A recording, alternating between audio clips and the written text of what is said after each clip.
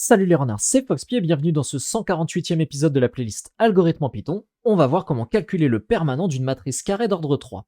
J'ai préparé un petit exemple, ici j'ai la matrice A qui est une matrice carrée d'ordre 3 avec les éléments A, B, C, D, E, F, G, H, I, et le permanent de A, c'est égal à A fois E fois I, plus B fois F fois G, plus C fois D fois H, plus C fois E fois G, plus B fois D fois I, plus A fois F fois H.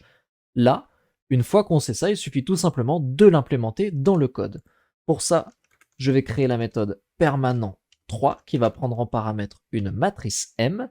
Et là, il nous suffit de recréer AEI, BFG, CDH, CEG, BDI, AFH. Alors, je vais juste donner un exemple pour les deux premiers.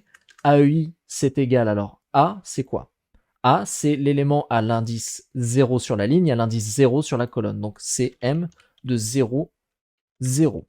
Que l'on multiplie par E. E, c'est quoi? C'est l'élément qui est à la deuxième ligne, deuxième colonne. Donc, c'est M qui est à l'indice 1 sur les lignes et 1 sur les colonnes. Multiplié par I. I, c'est quoi? C'est l'élément qui est à la deuxième ligne, deuxième colonne. Donc, enfin, à l'indice 2 de la ligne et à l'indice 2 des colonnes. Donc, troisième ligne, troisième colonne. Là, on a AEI. Je vais faire pareil pour B, F, G. Alors, B, c'est première ligne, deuxième colonne. Donc, c'est ligne à l'indice 0, colonne à l'indice 1. Ensuite, F, c'est quoi? C'est deuxième ligne, troisième colonne. Donc deuxième ligne, c'est l'indice 1. Troisième colonne, c'est l'indice 2. Et enfin, le G. Le G, c'est quoi? C'est la deuxième ligne, première colonne. Ici, on va donc faire deuxième ligne, troisième ligne, donc la ligne à l'indice 2. Et la première colonne, donc la colonne à l'indice 0.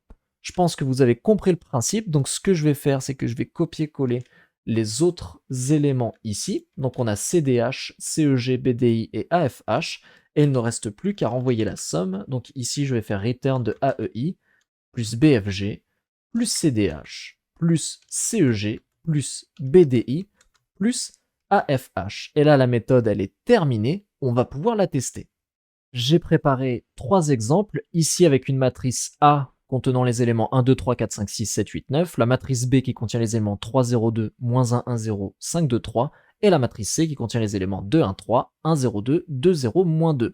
Donc ici on calcule le permanent, et on obtient 450, 15 et 2. Alors je vous invite, si vous voulez, à vérifier les calculs, mais je me permets de vous dire qu'ils sont bons. On a bel et bien réussi à coder une méthode qui permet de calculer le permanent d'une matrice carrée d'ordre 3.